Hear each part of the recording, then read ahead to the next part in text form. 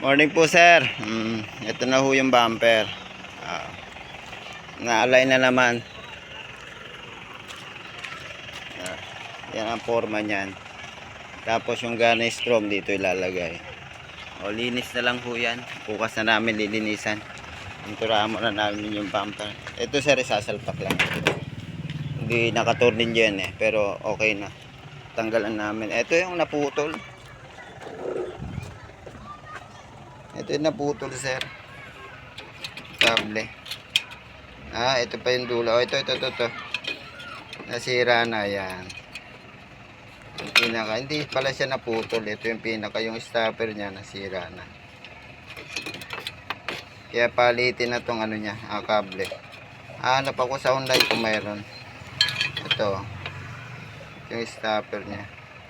Nagiwalay na. Pinapapalitan kasi ng nagawa yung batero Kaya yan.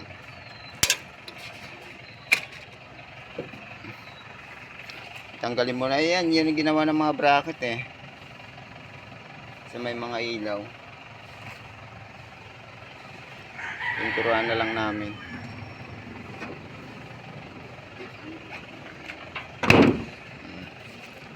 Yan po. Ayan na yung magiging forma niyan.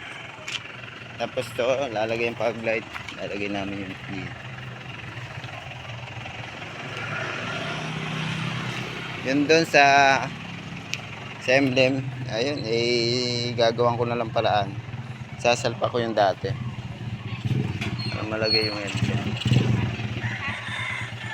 Okay po sir. Preparasyon lang namin yung bumper. Pipinturahan namin mamaya. Kasama yung grills. Para bukas, linis na lang. Kapit uli yung bumper. Tapos pinturahan yung nasa loob. Ayang iitimin ko na lang siguro. Para kahit pa paano magandang tingnan. Itimin na lang yung pinakaloob. Okay po sir, okay po.